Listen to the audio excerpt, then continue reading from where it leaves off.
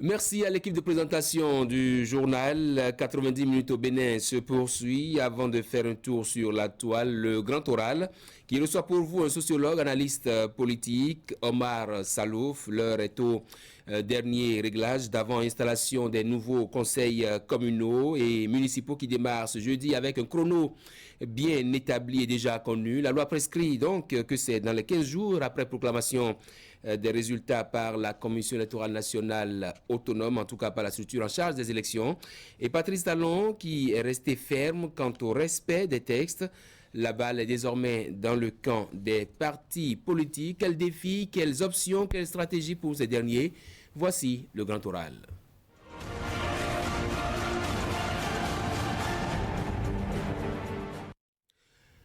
Omar Salouf, bonsoir, bienvenue sur ce plateau. Bonsoir, sociologue, analyste politique. Les dernières élections communales ont livré leur verdict, leur contenu également. 3 formations politiques s'arrogent les sièges, pour ainsi dire. Faut-il conclure que l'électeur béninois a désormais adhéré à ces réformes politiques? Oui, avant de commencer mon propos, je tiens à dire combien de fois je suis fier de notre peuple, un peuple auquel j'appartiens, un peuple qui a montré encore une fois sa maturité. Et durant tout le processus électoral, nous nous sommes montrés disciplinés et l'élection a abouti et nous avons désormais les résultats. Chaque parti sait à quoi s'en tenir. Et donc, de ce fait, il faut dire que dans ce qui se présage là, chaque parti doit savoir que, en même temps qu'on a la majorité dans certaines communes, les communes où il y a le ballottage, tout doit se jouer à chaque instant. Et même les communes dans lesquelles nous avons chaque parti à sa majorité, on semble comprendre que rien n'est gagné à l'avance parce que la discipline du groupe peut être mise à mal, peut être remise en cause. Maintenant, par rapport au peuple béninois, je crois que nous sommes en train de comprendre que les réformes sont importantes. La réforme du système partisan est importante et que progressivement, nous irons à cette maturité-là que nous voulons pour nous-mêmes. C'est vrai, le moment des élections, ce grand moment d'élection est déjà passé. Nous sommes en plein dans la tractation pour le contrôle des fauteuils communaux et municipaux. Est-ce que vous comprenez, Omar Salouf, ces intrigues, ces calculs, vous l'avez dit tantôt, la discipline du parti qui peut être mise à mal? Est-ce que vous comprenez ça? Oui, ça se comprend parce que, vous savez, nous sommes en train de parler de développement à la base. Et à la base, nous avons les ambitions qui peuvent, malgré qu'on soit dans la même formation politique, on peut avoir des ambitions. Nous sommes dans le même parti politique, mais je peux avoir l'ambition de diriger une mairie en même temps que vous. Mais ce qui va primer, c'est la décision du parti, c'est la décision des leaders du parti qui diront nous préférons tel candidat à un autre. Mais si ce n'est pas dit ouvertement et que chacun de sa position estime qu'il est capable de diriger la mairie, les intrigues vont continuer jusqu'au moment où les leaders du parti ou le parti en général va prendre la décision en disant que voilà, nous préférons tel candidat pour qu'il prenne la mairie. Jusqu'à ce moment-là, les intrigues peuvent continuer. Chaque personne peut être en train d'espérer avoir raison pour diriger le conseil communal d'une ou d'une autre commune. Est-ce que ce n'est pas une erreur à l'heure actuelle, aux premières heures de ces réformes-là? C'est d'ailleurs les premières élections communales, d'après vote du code électoral. Est-ce que ce n'est pas une erreur pour les partis politiques de laisser les nouveaux leaders, les nouveaux conseillers élus, chacun en train de manifester ses ambitions personnelles? Non, je ne pense pas que ce soit totalement une erreur parce que nous sommes sur le terrain politique et peut-être que en laissant chaque élu se manifester, ce sera déterminant dans le choix. Vous savez, il y a dans plusieurs communes du Bénin les partis politiques les plus organisés savent déjà au début qu'à la fin, au sorti des élections, excusez, c'est peut-être Emmanuel Agniabosu qui sera le maire de telle commune. De Ouida, vous voulez dire? Bon, pourquoi pas? D'accord. Je ne suis pas candidat, je n'ai pas été élu. Donc, on a déjà dit ça a priori, mais s'il avérait que au sorti des élections, Emmanuel Agniabosu n'est pas élu conseiller, même dans son arrondissement, il n'a pas pu tirer son épingle du jeu. Ça veut dire que les cartes sont de nouveau à jouer. Et donc, si dans des contextes comme ça, ou bien même avant même d'aller aux élections, chacun de nous ambitionne diriger la mairie, que nous sommes tous élus conseillers et que le leader charismatique du groupe ou le président du parti n'a pas dit de façon officielle ou de façon ferme qu'il s'agit de telle personne pour diriger la commune, jusqu'à cet instant-là, comme je l'ai dit, chacun doit continuer à se battre, comme on le dit, chacun doit continuer à œuvrer pour avoir raison. Je ne pense pas que ça soit totalement une erreur.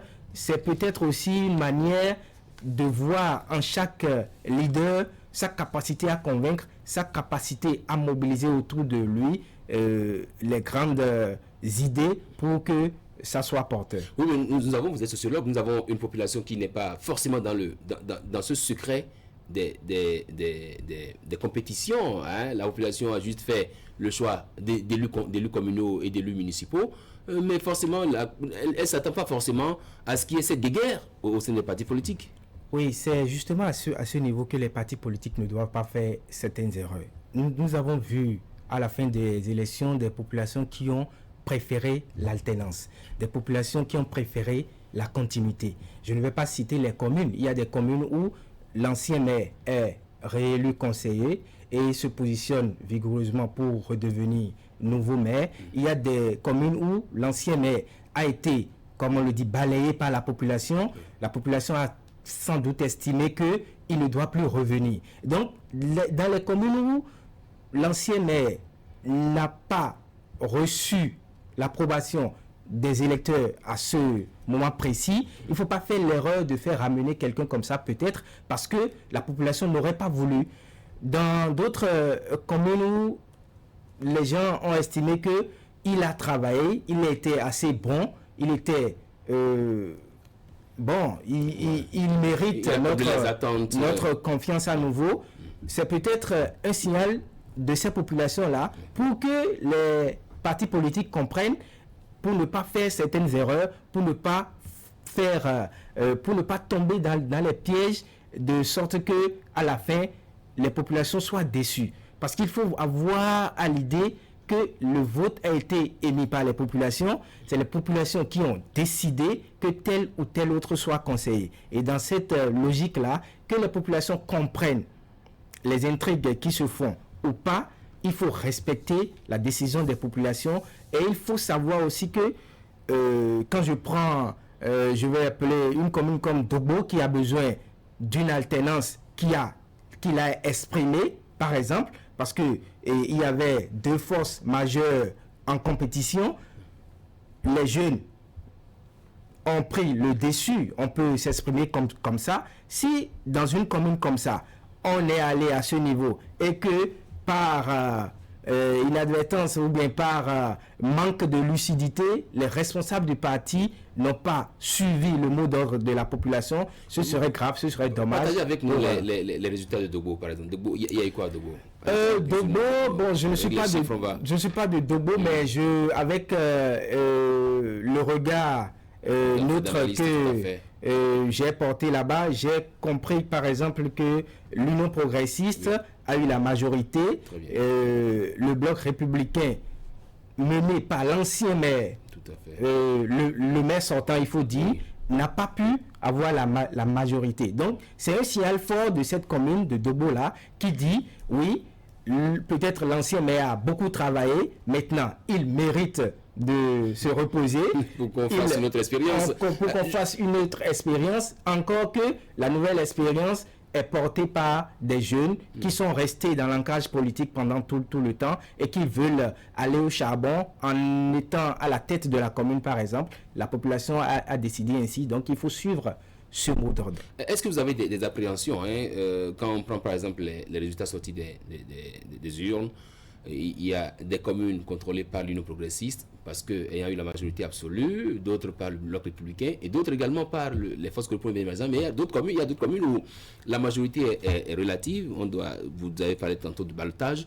Est-ce que vous voyez des jeux d'alliance qui viennent peut-être remettre en cause le choix des populations, des votants de ces différentes communes? Oui, dans les communes où il n'y a pas majorité absolue de l'un ou l'autre des partis, il y aura forcément des jeux d'alliance.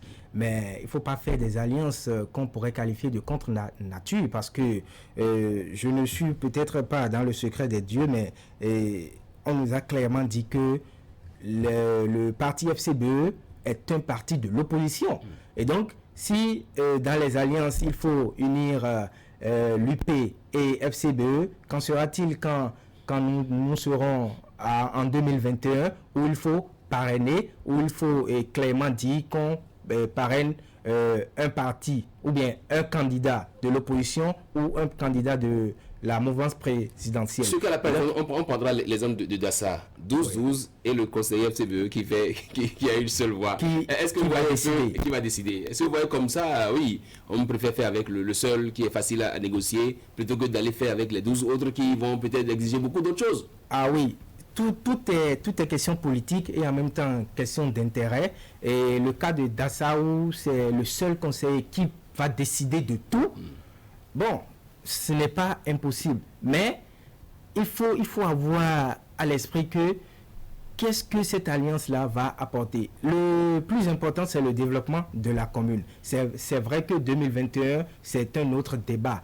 Mais c'est le développement de la commune, que nous soyons d'un bord ou d'un autre, c'est le développement qui doit nous préoccuper quand on est tous fils d'une commune. Mais en termes politiques, est-ce que l'alliance de l'un ou l'autre des partis du pouvoir avec FCBE, qu'est-ce que ça va apporter à ce pouvoir-là, à ces conseillers qui se réclament du pouvoir, qu'est-ce que ça va leur apporter politiquement? C'est là la grosse question. Si en s'associant avec le seul FCBE, ça va permettre d'avoir l'assise nécessaire et de diriger convenablement la mairie, bon vent alors, on pourra dire. Justement, au sorti des élections, l'UP a confirmé sa suprématie, l'Union progressiste, le Bloc républicain qui est venu deuxième, et la force groupe émergent qui troisième, le PRD ensuite, et l'UDBN, les deux formations politiques qui n'ont pas pu passer la ligne rouge, le fil rouge des 10%.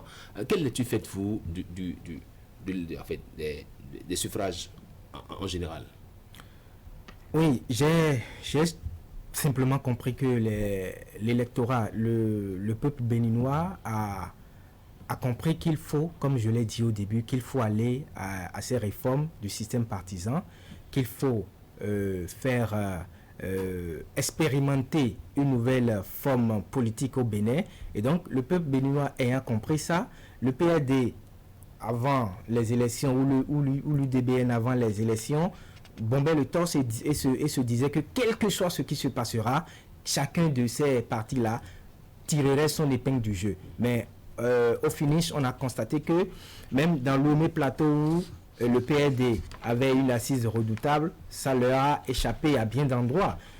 L'UDBN qui n'avait que Abomey Calavi, principalement Godomé, n'a même pas pu avoir 5000 voix à Godomé. Donc, je suis en train de comprendre que le peuple béninois, d'accord, vous avez rempli toutes les formalités pour être un parti reconnu, mais il y a autre chose que le peuple béninois recherche. Est-ce qu'il y a autour de vous, en tant que parti, les leaders que nous voulons? Encore que c'est une élection de proximité, est-ce que en vous appelant UDBN, dans la communauté où j'appartiens, est-ce qu'il y a mon leader qu'on appellerait peut-être Eman Anyambosu ou qu'on appellerait par exemple Omar Salouf qui sait? Donc, ces aspects-là doivent être pris en compte, ont été pris en compte par le peuple qui a tranché. Le peuple sait que dans Godomé ou dans Lomé Plateau, c'est le PRD, mais si le PRD est vidé de son contenu, tous les leaders du PRD, ou presque, ont rejoint les autres partis, l'Union progressiste et le Bloc républicain, autant voter pour ceux-là, parce que nous votons pour notre fils, nous votons pour celui qui est là chaque fois que nous avons besoin de lui. En début de semaine, le chef de l'État, Patrice Talon, a appelé les préfets à veiller au respect strict du code électoral, à savoir que là où il y a la majorité absolue, que le parti puisse proposer le maire et son adjoint. Voilà. Est-ce que c'est parce que Patrice Talon craint des glissements qu'il appelle au respect des textes? Oui, s'il va craindre des glissements, c'est avec raison, parce que nous avons observé pendant longtemps dans ce même pays comment les choses se sont passées. Nous avons vu comment on tisse le temps juste pour évoluer dans les conciliabules, pour évoluer dans les intrigues, pour finalement offrir ou bien proposer à la commune ce que la commune n'aurait pas, la population n'aurait peut-être pas voulu. Donc il n'y a pas, je lis dans cette démarche du chef de l'État deux aspects. Le premier aspect, c'est le respect strict des tests que nous nous sommes imposés nous-mêmes. Le deuxième aspect, c'est il ne faut pas trahir la confiance des populations qui ont voulu que les choses soient orientées dans un ou un autre sens. C'est les deux aspects fondamentaux que je lis dans la démarche du chef de l'État, et c'est à saluer. On va saluer votre mot de la fin, on est à la fin de cette... Oui, le mot de la fin, je crois que les élections sont terminées et que les conseils communaux qui vont être installés ont en gros 2 ou 3 défis majeurs. Oui, le premier défi, on pourrait qualifier de à court terme, c'est qu'il faut sortir les gens qui sont, en parlant de maire ou de ses adjoints, des gens qui feront à la fois l'unanimité, qui auront la carrure d'un vrai leader, qui sauront mobiliser la troupe en temps opportun, qui va mener la commune vers le véritable développement à la base. Le second défi, le deuxième défi, j'allais dire, c'est de porter dans cette même dynamique du premier, il faut véritablement aller au développement à la base et unir toutes les forces, toutes les tendances politiques qui constituent la commune pour que le véritable développement soit atteint. Toutes les femmes, les jeunes, toutes les couches de la population doivent se sentir concernées par le développement, et c'est là le conseil communal, le maire qui doit rester dans cette dynamique-là. Le troisième défi, ça c'est peut-être à long terme, c'est de mener cette tendance-là en passant par 2021 jusqu'à la fin des 6 ans, pour que le parti qui a eu la majorité dans la commune se sente fier d'avoir positionné des leaders ou des élus qui sont restés fidèles aux idéaux du parti. Parce que quand on parle de parti, de réforme du système partisan de nos jours, c'est une vue d'ensemble, c'est une dynamique qui doit être suivie à la base pour que le parti soit lui-même fier d'exister tout simplement. Sinon, on serait en train de tourner en rond parce qu'on a refusé quelque chose. On a dit qu'il faut les grands ensembles avec des idéaux clairs, avec des objectifs bien fixés qui vont se répercuter sur tout l'ensemble du territoire, sur tous les niveaux de gestion de notre pays. Omar Salouf, merci. En clair, c'est qu'il faut éviter de tourner en rond. Il faut aller droit au but et avoir à l'esprit le développement de nos communes. Merci d'être passé sur le Grand Oral. Tout de suite, on va installer Polo Aounou pour faire un tour sur la toile.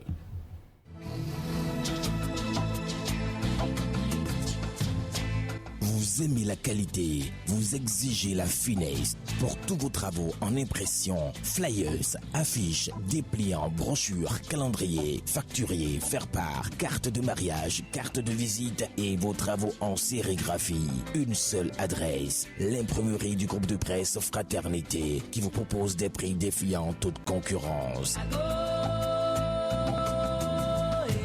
Imprimerie Fraternité, c'est une équipe dynamique avec du matériel de dernière génération capable de vous produire en quantité, qualité et avec célérité. Imprimerie Fraternité, nous sommes situés à Ménotin dans l'avant de la station Sonacop. Contact 97 60 79 34 95 34 10 47. À l'imprimerie du groupe de presse Fraternité, la qualité est garantie.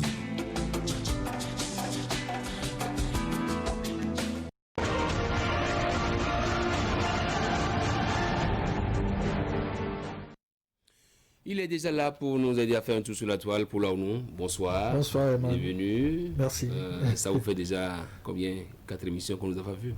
C'est votre tour aujourd'hui. Bien sûr. Merci.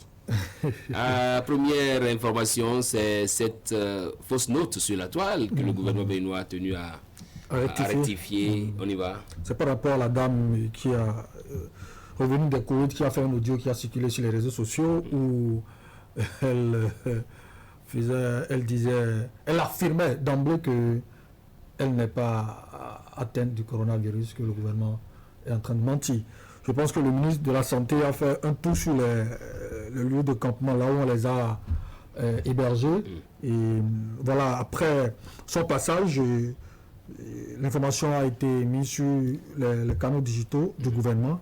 Je vais parler de la page du gouvernement. Il revient sur l'effectivité, je parle du ministre de la Santé, et de cas positifs enregistrés, rassure la population sur la qualité des tests de dépistage et assure du traitement qualitatif des compatriotes installés dans les centres de traitement ou de prise en charge au plan national.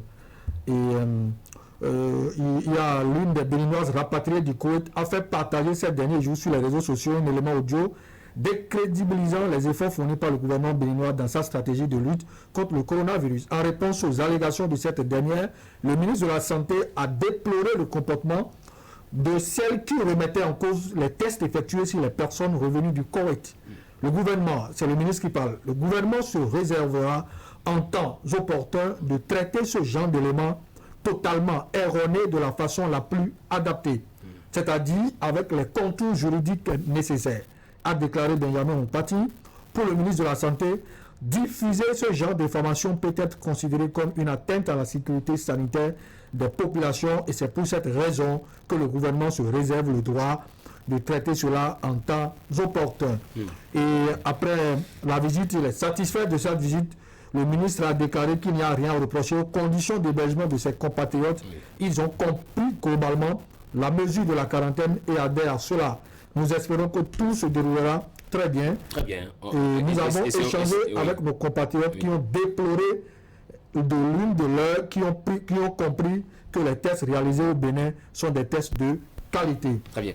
Pour les commentaires. Les commentaires, il y a oui, on y va. Medvin Baumoyen qui met « Pensez à ceux qui sont bloqués en Côte d'Ivoire ». Là également. Hein. Voilà. Il y a le Ghana.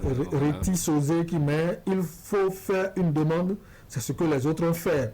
Et elle revient et dit « L'ambassade a été supprimée récemment ». Carmel Odoudi qui met « Il faut demander de l'aide au consulat du Bénin à Abidjan.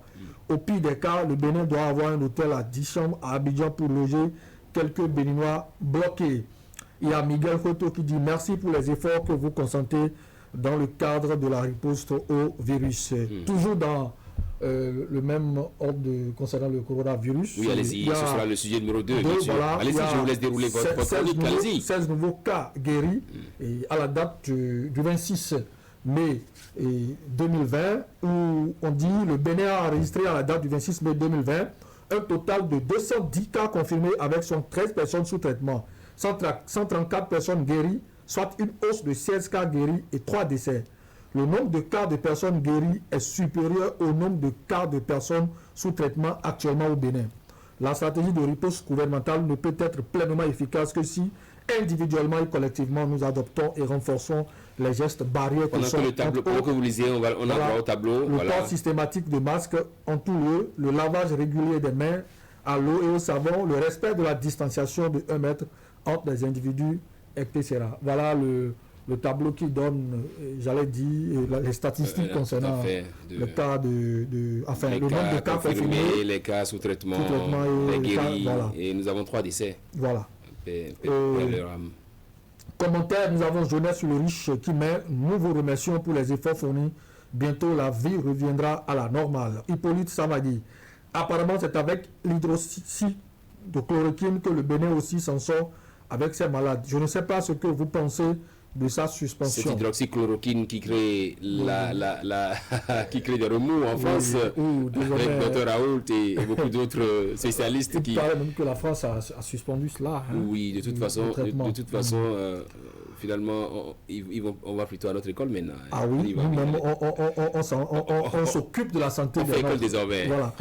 Gades Deli Gamba qui met, c'est bien, avancez seulement, mais les pauvres souffrent. Nous avons besoin d'aide, au moins 1 kilo de gari. Il y a Cyril Gameli qui met, c'est une bonne nouvelle, ensemble luttons contre la Covid-19. Vous avez pu dire le Covid désormais, vous avez fait la remarque la fois dernière. C'est la Covid-19. J'ai failli. On y va, allez-y. Frédéric Assouton qui met, d'abord pensez aux raisons qui créent l'évolution de cette pandémie. Il nous faut des mesures raisonnables et sécuritaires pour mettre fin à ce fait. Voilà. Très bien, on va maintenant passer, on change de sujet complètement maintenant, on va à l'aéroport de Cotonou, voilà. C'est bien ça. Oui. Il y a quoi là-bas? Il y a que d'ici quelques temps, d'accord, ceux qui ont l'habitude... Avant le 1er août, on nous a dit. Bien sûr. Ah oui, c'est bien ça. Quand on observe l'évolution des travaux, je pense qu'avant le 1er août, notre aéroport sera vraiment moderne et au standard.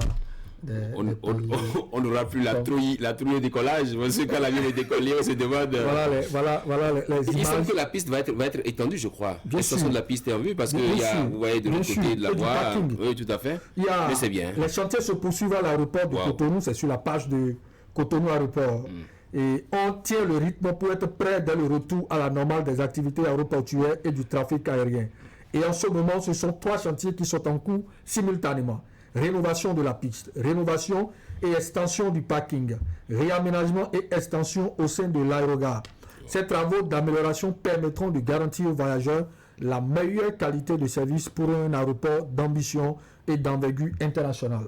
Ensemble, nous développons l'attractivité économique et touristique du Bénin. Parce que justement, quand l'avion va décoller, vous vous demandez si ça va pouvoir décoller avant la fin de la piste. C'est ça justement qui crée la trouille au Bénin. Vous voyez, si on a la chance d'avoir des gouverneurs ambitieux, des gens qui ont envie quand même de changer l'image du Bénin, voilà les résultats auxquels on arrive. Et c'est sûr que les commentaires ont suivi. Hein. Pendant que vous lisez les commentaires, on va revoir les images, les belles images de l'extension des travaux en ce moment. Qui dit félicitations, il était temps qu'il faut féliciter parce que dans mon pays, il demande qui est-ce qu'il faut féliciter.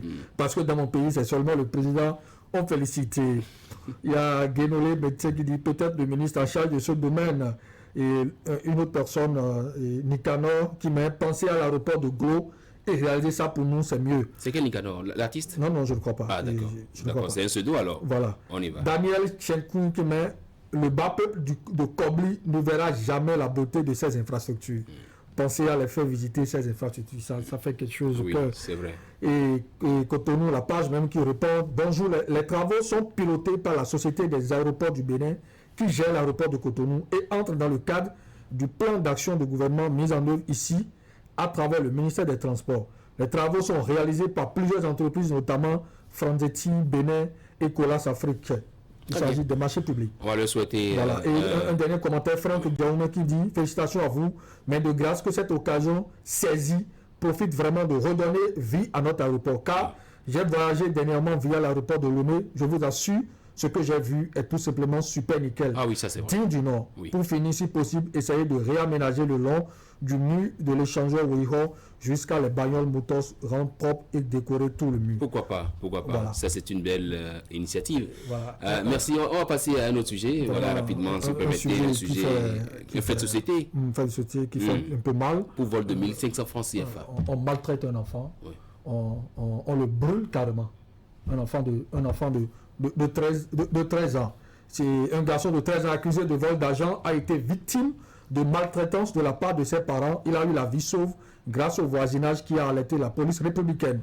À la suite de la disparition d'une somme de 1500 francs dans les chambres, la mère du petit garçon informe le père de famille.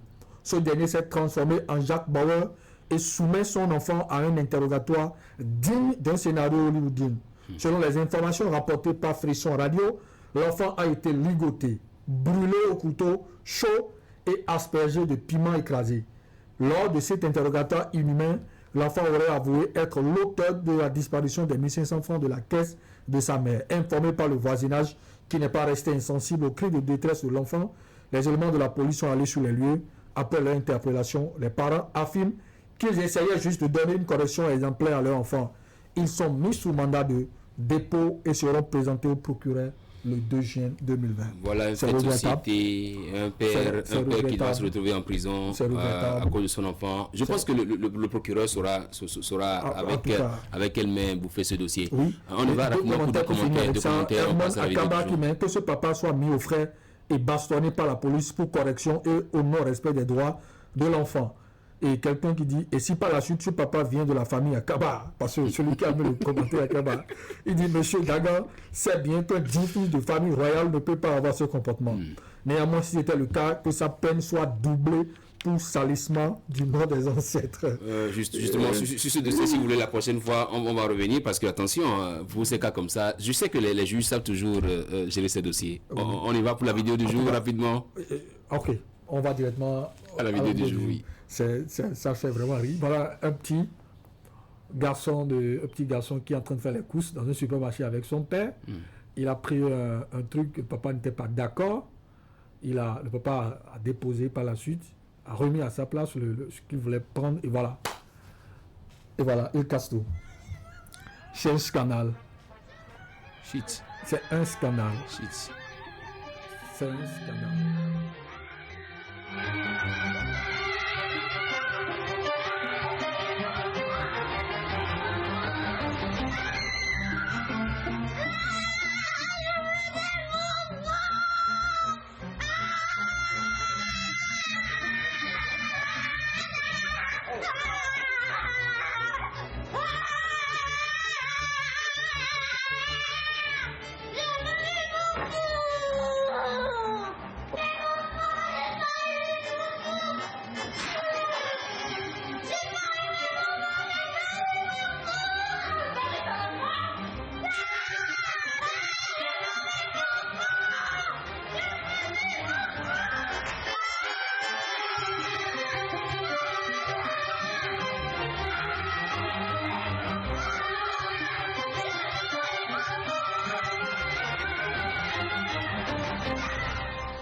Préservatif Durex, pour être sûr de ne pas regretter un jour. Je crois que c'est un scénario, que c'est pas une réalité. J'ose croire que c'est un scénario, parce que, en tout cas, que ceux qui copient tout de là-bas et qui veulent l'imposer ici, nos enfants qui suivent cette vidéo, qui ne pensent pas que c'est faisable ici. Oui, d'ailleurs chez nous c'est pas admissible. Merci beaucoup à vous, Polo Aounou. C'était donc 90 minutes au Bénin de ce mercredi 27 mai 2020. Demain démarre l'installation des conseils communaux et municipaux pour le compte de la 4e mandature de la décentralisation au Bénin. Merci d'être passé, au revoir et à lundi.